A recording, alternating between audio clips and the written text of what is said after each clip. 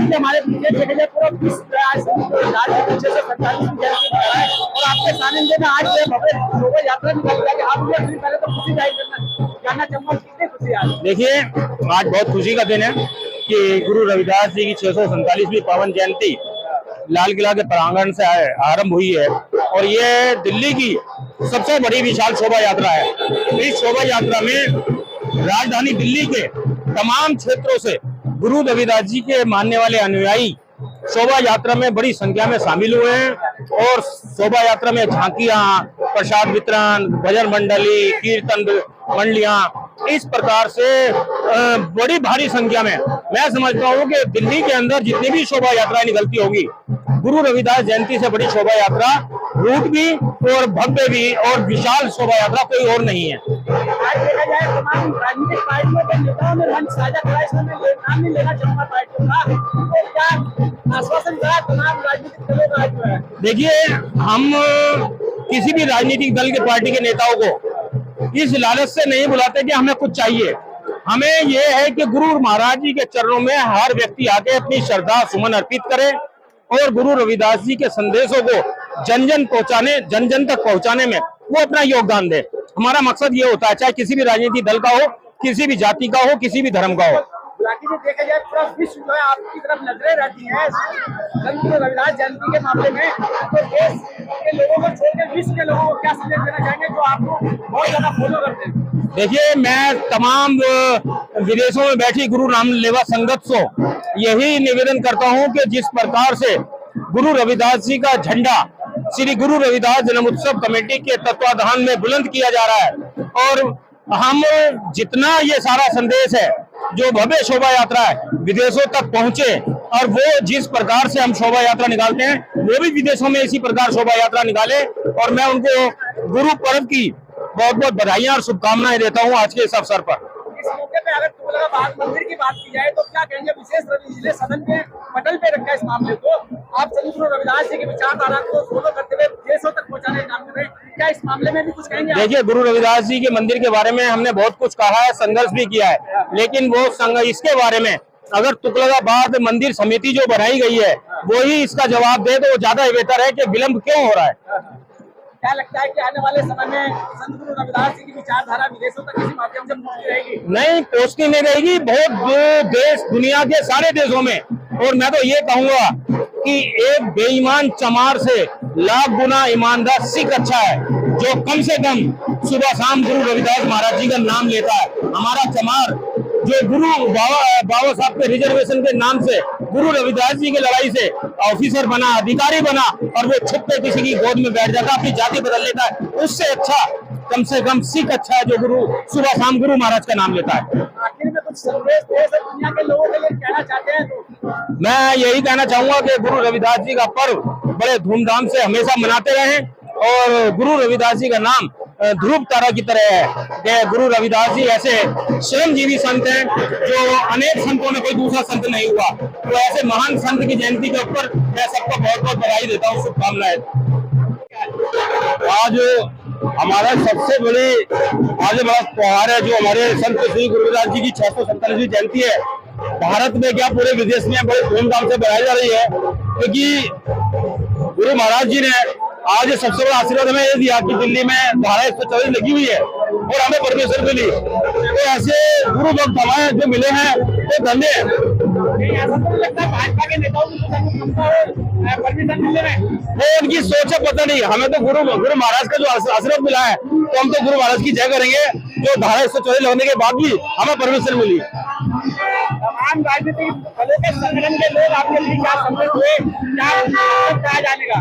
देखो, एक चुनाव का मुद्दा, चुनाव आ रहा है, वो अपने व्यक्तिगत रूप से आ सकते हैं, तो ये धार्मिक मंच है, कोई राजनीतिक मंच तो है नहीं, तो सबका सम्मान है। आज देखा जाए बाबा साहब के परपोते भी इस आयोजन में शामिल हुए, कहीं ना कहीं एक इतिहास दोहराने की बात है, क्या कहेंगे? ये बहुत बड़ी खुशी की बात है कि परम पूज्य बाबा साहब जब ये हमारी कमेटी बने थी तो बाबा साहब का भी से बहुत सहयोग रहा है, तो आज हमें साक्षात ऐसे लगा कि हमारे बीच परम पूज्य बाबा साहब दोबारा हुए हमारे बीच में। इसलिए मुगलों को देखा आप 647वीं जयंती और आप आज जो बहुत भव्य मेले झांकी निकल रहे, क्या कहेंगे? ये गुरु रविदास जी की 647वीं जयंती हर वर्ष की भांति गुरु रविदास जन्मोत्सव कमेटी के तत्वाधान में लाल किले के ऐतिहासिक लाल किले के प्रांगण से निकलती आ रही है। ये शोभा यात्रा गुरु रविदास जन्मोत्सव कमेटी नहीं निकलती है, ये दिल्ली का गुरु रविदास समाज जो दिल्ली के विभिन्न क्षेत्रों में 102 मंदिर है जो शोभा यात्रा के अंदर शामिल होते हैं। हम सिर्फ उसके आयोजक है, हम सिर्फ उनकी व्यवस्था करते हैं। और ये कमेटी लगातार 1942 से शोभा यात्रा देवनगर करोलबाग क्षेत्र में निकलती रही है। 1949 से शोभा यात्रा लाल किले से निकल रही है और 1954 में हमारी कमेटी का रजिस्ट्रेशन है। आने वाले समय में भी क्या साहब ये रुकने वाली नहीं है, हर साल में बढ़नी है। और गुरु रविदास समाज बहुत सबल है, आपको ये रुकने वाला नहीं है। मैं इस मौके पर फिर आप सभी को, देश की जनता को बहुत बहुत बधाई और हार्दिक शुभकामनाएं सेलिब्रेट कर रहा है। आज दिल्ली की सड़कों पे आज क्या कहना चाहते हैं? भाई आई खत्म हो गई। इस धरती पर संतों महात्माओं का एक ही संदेश है कि आपसी सौहार्द, आपसी सद्भाव, जाति पाति के खिलाफ जो हमारे संतों महात्माओं ने जो सबसे बड़ा संदेश दिया है वो यही संदेश है कि जाति व्यवस्था हिंदुस्तान में एक अभिशाप है और कोई आदमी जाति से छोटा बड़ा नहीं होता। और आपसी सद्भाव बहुत बड़ी चीज है। जो लोग अपने आप को धर्म जाति के आधार पर बड़ा समझते हैं उनके लिए कबीर जी का, रविदास जी का, गुरु नानक जी का एक ही संदेश है कि सब लोग मन चंगा तो कटौती में गंगा, सब लोग एक ही हैं। लेकिन संत गुरु रविदास जी तो बेगमपुरा बसाना चाहते हैं, लेकिन आज जो जातिवादी व्यवस्था चल रही है कहीं ना कहीं जाति धर्म के नाम पे देश में लोगों को लड़ाने का काम चल रहा है, क्या कहेंगे? ये बड़े अफसोस की बात है कि आज देश के अंदर सांप्रदायिक ताकतें जो है सत्ता में है और सांप्रदायिक ताकतें सत्ता में होने के कारण वो सांप्रदायिकता का भी खेल रही है।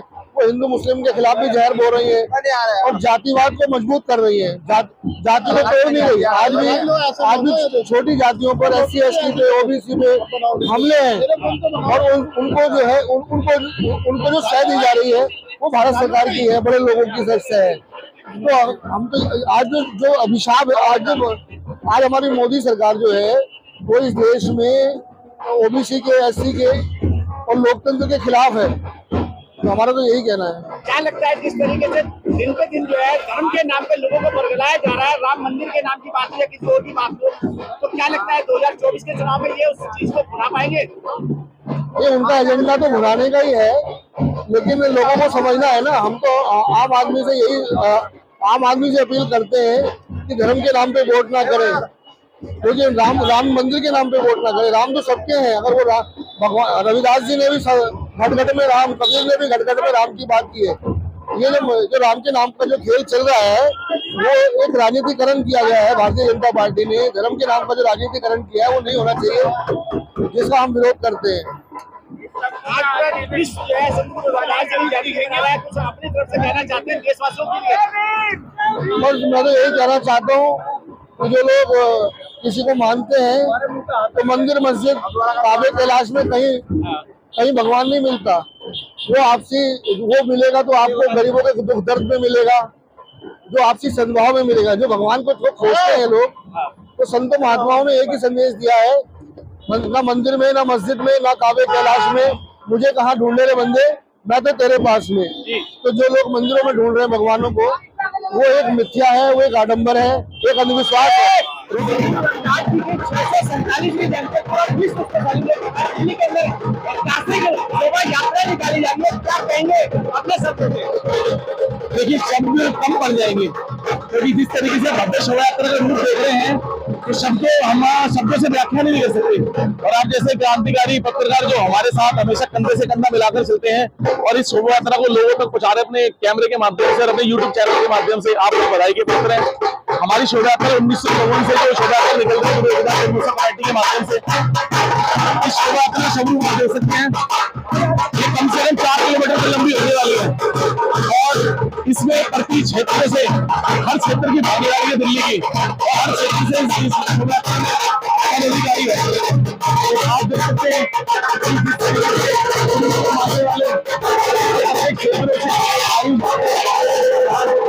किसी न किसी रूप में लोग अपने प्रसाद झांकियों में प्रसाद के माध्यम से फल फ्रूट वगैरह सब कुछ लाते वितरित करते चलेंगे और सब लोग भाईचारे का प्रदर्शन करते चलते हैं, एक अनुशासन में जैसे हम लोग चलते हैं। और ये अनुशासन में चलना हमें सिर्फ और सिर्फ शक्ति प्रदर्शन है, ताकि केंद्र सरकार और राज्य सरकार देख सके कि बहुजन एकजुट है और हमारी ताकत जो 35% लोगों को कही जाती है हम वाकई में मजबूत है और हम हर एक सरकार को हिला सकते हैं।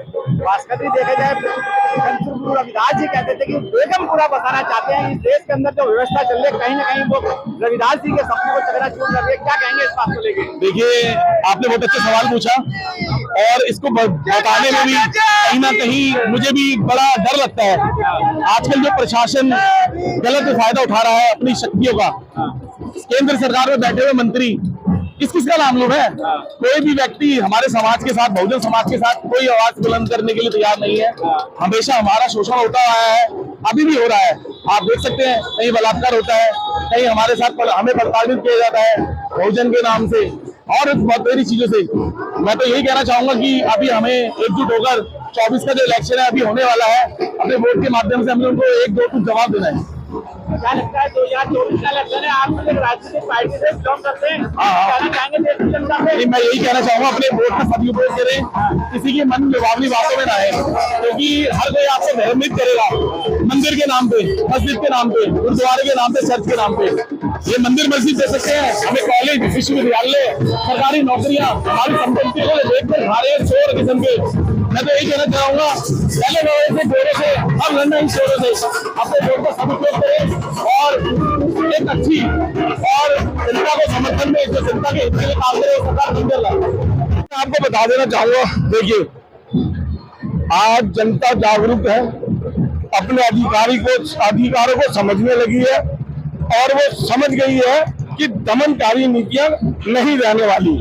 इसलिए जो समाज जागरूक हो रहा है वो अपनी देखिए, समाज जब जागरूक होता है तो अपनी पहचान दिखाना चाहता है। तो हम शोभा यात्रा के माध्यम से बताना चाहते हैं हम गुरु के बच्चे हैं और अपनी जो हमारी शक्ति है उसका एक प्रदर्शन हो जाता है। इसी हिसाब से ठीक है। तो आप दिल्ली के अंदर जो है दिल्ली की सरकार को दिखाना चाहते हैं, कई सरकार को शक्ति प्रदर्शन दिखाना चाहते हैं, कौन सी सरकार को दिखाना चाहते हैं? जो दमनकारी सरकार है। अच्छा। जो दमनकारी सरकार है, जो दलित विरोधी सरकार है, जो भेदभाव करने वाली सरकार है। मेरे गुरु ने कहा था, ऐसा चाहूं राज में मिले सभी को, छोट बड़ा संबसे रविदास रहे प्रसन्न। उस जमाने में सिकंदर लोधी को अगर चैलेंज करके गुरु जी ने बोला था कि मैं ऐसा राज चाहता हूँ जिस राज में भेदभाव ना हो, छुआछूत ना हो, अमीर गरीब ना हो, उसी राज की कल्पना की थी। उसी गुरु के बच्चे हैं और अब हम भी ऐसा ही चाहते हैं कि हमारे गुरु ने जो सपना देखा था वो हम किसी न किसी उनके कर्ज जिलों में चल के पूरा कर सके।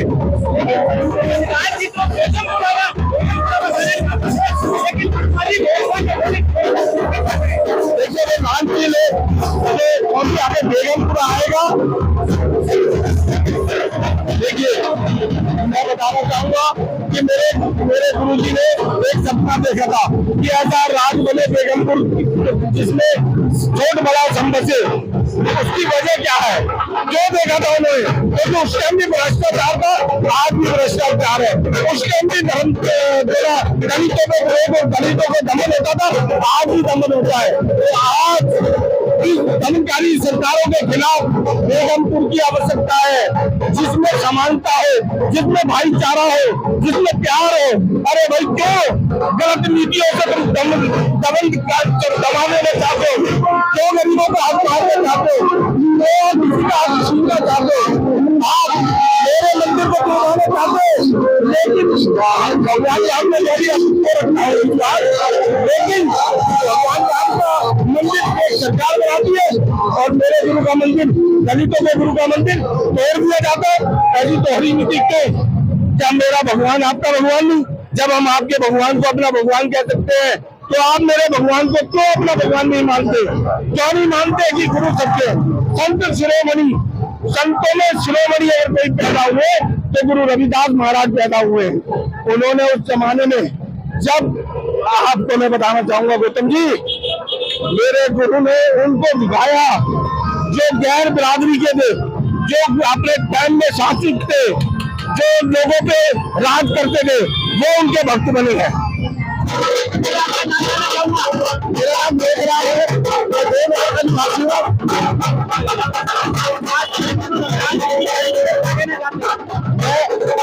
गुरु रविदास जी ने सबको मिलजुल कर रहने का संदेश दिया और विभिन्न पार्टी के नेतागण आज बीजेपी के, कांग्रेस के हो, आम पार्टी के हो, सब उनको श्रद्धा सुमन अर्पित करने के आ रहे हैं। हमें एकता में अनेकता का हमारे गुरु रविदास जी गुरु जी को सबको एक साथ लेकर चलना चाहते थे। एक बड़ी छूट छाप का योग करते थे और गुरु जी ने और हमारे बाबा साहब ने संघर्ष करो, संगठन करो, संघर्ष करो। हम आशा करते हैं जिस प्रकार तुर्काबाद का मंदिर हमारा तोड़ा गया था, उस मंदिर को बनाया जाए। मोदी जी से आगे प्रार्थना करते हैं, मोदी जी अपने संविधान में लेते, मीडिया के द्वारा उनसे प्रार्थना करते हैं कि गुरु रविदास तुर्काबाद स्टेशन मंदिर को पुनः बनाया जाए। जिस प्रकार हमारे भव्य राम मंदिर बनाया, हम उनके लिए नतमस्तक है। इसी प्रकार गुरु रविदास जी का तो मंदिर बनाया जाए, क्योंकि ये भारत देश लोगों का स्थान है। गुरु ही सर्वप्रथम है, गुरु ही सबसे पहले पूजे जाते हैं। तो मोदी से हम यही कहेंगे, मोदी जी प्लीज आप हमारे रविदास मंदिर को बचाओ, जो तुर्काबाद होना है। हम आपको नहीं रहेंगे, बहुत बहुत आभारी रहेंगे। इसके अलावा कुछ संदेश और देना चाहते हैं सर गुरु रविदास जी की जयंती में? गुरु रविदास जयंती का संदेश ये आपस में सब मिलजुल के भाईचारे के साथ रहे, और जब तक हम एक नहीं रहेंगे, संगठित नहीं रहेंगे, हमारा समाज आगे नहीं बढ़ सकता, क्योंकि हम आपस में बटे हुए। इसी प्रकार हमारा समाज पिछड़ता जा रहा है। तो इसमें आज समय ये कह रहा है कि हमें सबको संगठित होकर आगे बढ़ना चाहिए। यदि हम आगे नहीं बढ़े, हमें इतिहास माफ नहीं करेगा, हम सबसे पीछे रहेंगे। इसलिए हमको सब देश के साथ और समाज के साथ कदम से कदम बढ़ाकर आगे बढ़ना चाहिए। यही संदेश है। गुरु महाराज गुरु प्रेमी आगे बढ़े, देश आगे बढ़ेगा। गुरु प्रेमी आगे बढ़ेंगे तो देश ही बढ़ेगा, विश्व में हमारा नाम होगा। इन्हीं शब्दों के साथ गुरु जी के चरणों में श्रद्धा सुमन अर्पित करता हूँ मैं।